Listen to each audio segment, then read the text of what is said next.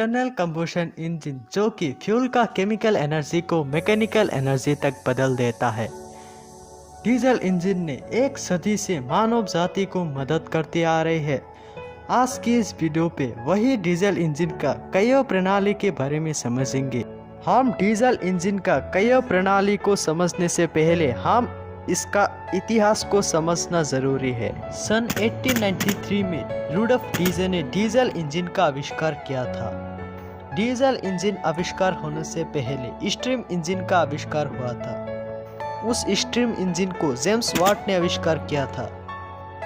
Diesel engine जो आज के टाइम पे 4 पहिया कारों से लेकर 10-12 पहियों का कार पे भी इसका उपयोग किया जाता है। उस इंजन का आविष्कार आज से करीब 100 साल पहले ही हुआ था। डीजल इंजन सन 1890 से लेकर आज तक अहम भूमिका निभाते आ रही है। आने वाला टाइम पे डीजल इंजन हम इंसान के लिए ज़्यादा मदद कर सकता है, लेकिन हम ये नहीं कह सकते हैं कि जेम्स वाट ने डीजल इंजन का आविष्कार नहीं किया, क्योंकि जेम्स वाट ने ही तो स्टीम इंजन बना के इंजन का शुरुआत किया था। आखिर उस वक्त में रुडोल्फ डीजल ने कैसे डीजल इंजन आविष्कार किया? उस समय में तो अच्छा टेक्नोलॉजी भी नहीं था। आखिर इतना बड़ा काम को जेम्स वाट ने कैसे करके दिखाया, और ये इंटरनल कंबशन इंजन कैसे काम करता है और इसका मैकेनिज्म सिस्टम क्या है? तो आइए आज के इस वीडियो पे हम जाने डीजल इंजन का कई प्रणाली के बारे में। हम डीजल इंजन का कई प्रणाली को समझने से पहले हम इसका पार्ट्स को समझना होगा। सिलेंडर, पिस्टन, क्रैंकशाफ्ट यदि इस तीनों पार्ट ने इंजन का अंदर अहम भूमिका निभाता है, जिसने इंजन को अच्छी तरह से घूमने के लिए मदद करता है। सिलेंडर ने पिस्टन का स्लाइडर मोशन को रोटरी मोशन पे बदल देता है। इस मैकेनिज्म को सरल भाषा में स्लाइडर क्रैक मैकेनिज्म भी कहता है। पिस्टन का स्लाइडर मोशन को रोटरी मोशन पे बदलने के लिए सिलेंडर के ऊपर इनलेट वाल्व, एग्जॉस्ट वाल्व और फ्यूल इंजेक्टर को फिट किया जाता है। जैसा कि पिस्टन नीचे की तरफ पुश होता है, तब इनलेट वाल्व खुल जाता है और बाहर की ताज़ी हवा इसका अंदर इनपुट होता है। दूसरे शब्दों से कहे तो इंजन सांस लेता है। जैसा कि हवा इनपुट होता है, तुरंत इनलेट वाल्व बंद हो जाता है और इसका अंदर हवा कंप्रेस होने लगता है। वहीं पर पिस्टन हवा पर काम करता है। जैसा कि इसका अंदर हवा कंप्रेस होता है, तब फ्यूल का एटमॉस्फेयर को इंजेक्ट किया जाता है। फ्यूल का केमिकल एनर्जी को मैकेनिकल एनर्जी तक बदलने के लिए फ्यूल का एटमॉस्फेयर को हाई प्रेशर और हाई टेम्परेचर के संपर्क में लाया जाता है। जैसा कि फ्यूल का एटमॉस्फेयर सिलेंडर के अंदर इनपुट होता है, तब फ्यूल भाप में बदलने लगता है और सिलेंडर के अंदर ऐसा स्पॉन्टेनियस एक्सप्लोजन होता है जिसको आमतौर पर कंट्रोल नहीं किया जा सकता है। यही है इसका नतीजा, जो कि पिस्टन को नीचे की तरफ थ्रस्ट देता है। वहीं पर फ्यूल का केमिकल एनर्जी मैकेनिकल एनर्जी तक बदल जाता है।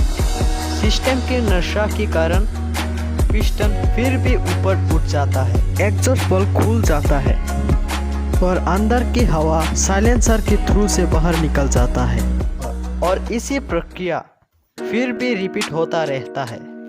इंजन का इस कई प्रणाली को सरल भाषा में फ्यूल इंजेक्शन भी कहता है। जिस कार पे 4 स्ट्रोक मौजूद होता है, उस कार पे फ्यूल इंजेक्शन प्रक्रिया हर बार होता रहता है।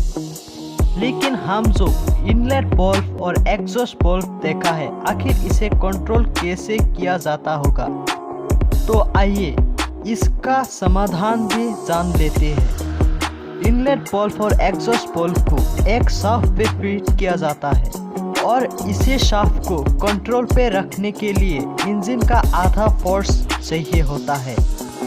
और इस आधा फोर्स पैदा करने के लिए इंजन का शाफ्ट पे पिनियन गियर का उपयोग किया जाता है और इसी आधा फोर्स इनलेट वाल्व और एग्जॉस्ट वाल्व का शाफ्ट पे पहुंचाने के लिए इंजन का पिनियन से रबर बैंड के थ्रू से कनेक्ट किया जाता है और इसी माध्यम से एक इंजन आसानी से चल पाता है।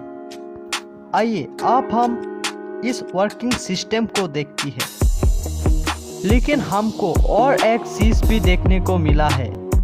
आखिर इसका भी काम क्या है ये भी जानेंगे हम। इस पार्ट्स का नाम है फ्लाईव्हील, जिन्होंने इंजन का वाइब्रेट को कम कर देता है और इंजन का कंबशन प्रोसेस को भी स्मूथली कर देता है।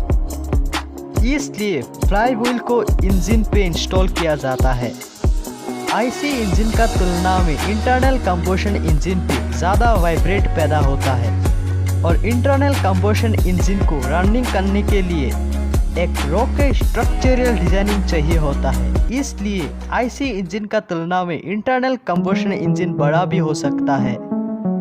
कंबशन प्रोसेस के दौरान इंजन पे हाई मात्रा में टर्क पैदा होता है और इसी टर्क को गियर बॉक्स पे ट्रांसफर किया जाता है और गियर बॉक्स के अंदर पिनियन मौजूद होता है। इस पिनियन का थ्रू से टर्क को कम या ज़्यादा किया जाता है और इसी टर्क को पहिया तक पहुंचाने के लिए एक शाफ्ट का उपयोग किया जाता है और इसी माध्यम से एक कार आसानी से चल पाता है। दोस्तों, ऐसा टेक्निकल वीडियो बनाने पर बहुत मेहनत लगता है। प्लीज़ हमारे चैनल को सब्सक्राइब करके बेल आइकन को प्रेस करके हमको सपोर्ट करें। धन्यवाद।